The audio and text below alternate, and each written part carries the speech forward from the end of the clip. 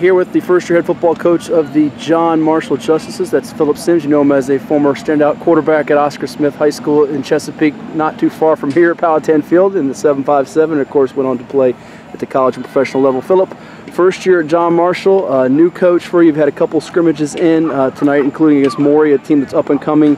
What do you see from the guys right now? What's sort of your message to them as you move forward? To fight adversity. We didn't do a very good job of that today. We got down early and we didn't respond very well, just from a mental toughness aspect. We have to fight through adversity. That was the biggest takeaway from today's scrimmage, is fighting through adversity. We've made major strides since we started back in April, so I'm pleased with the progress that we have made. But they need to realize that there's still progress to be made. We still have a long way to go to get where we want to be as a football team and as a program. So that is the message from today's scrimmage, to keep progressing and to not be satisfied with what we've already done, to know that we still have further to go. Yeah. Even though there's a lot of room for improvement for you as you move into year one here in your opener against George Wythe, I believe it is, right? Who's a Class 3 rival for you and area rival. I thought one of the key plays for you was Trey Clark, wide receiver for you, caught an 80-yard touchdown pass from your quarterback, Damian Harris. Says he's a guy that's going to be a playmaker you count on, right? Yeah, Trey's a special type of guy, man. He transferred in from Manchester. So he's been here for a little while. Special talent, man. Fast, quick, aggressive. He has that winning mentality on the football field, that fight that we look for. So having him here is a great asset. He's going to help out. We're a very young football team, so his experience on this level helps out a lot of our other younger guys that haven't seen some of those things and haven't been in some of these atmospheres. Well, you know, him being a former state championship player like yourself, how much him coming from a winning program in Manchester has made the playoffs, do you need him to be a vocal guy for these other young guys? Because John Marshall doesn't have a culture of winning in football lately. Yeah, definitely. More than anything, I want his actions to speak. Vocally, I'm not too concerned with that.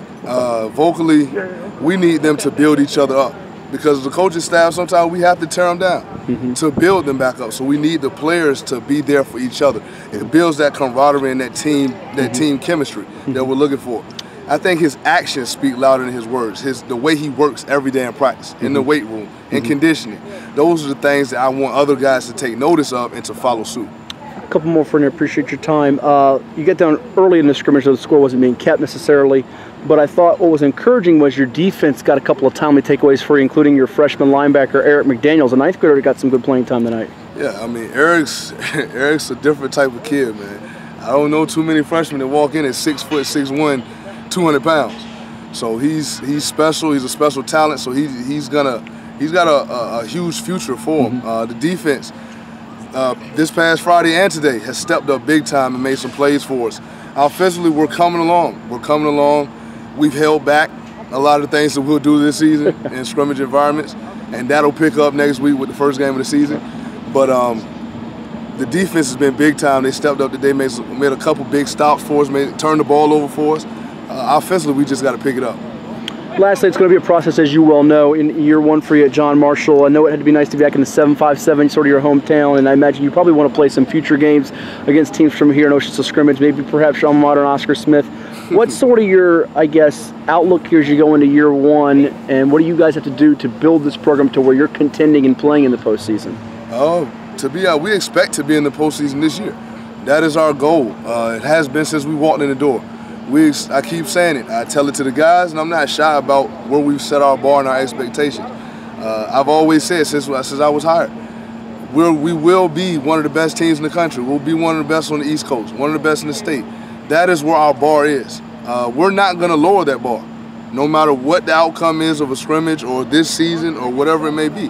We're not going to lower that bar. That is our standard, and we will be shortchanging the kids if we lowered it. But we expect to be in the postseason this year. There's enough talent on this football team to win football games. We have a staff that is dedicated to getting these kids prepared week in and week out and ready to play football. So we just got to put it together. Week in and week out, it's a long season, but we know that we're more than capable of getting it done. We'll be watching. Wish you all the best. Thank you. Appreciate it.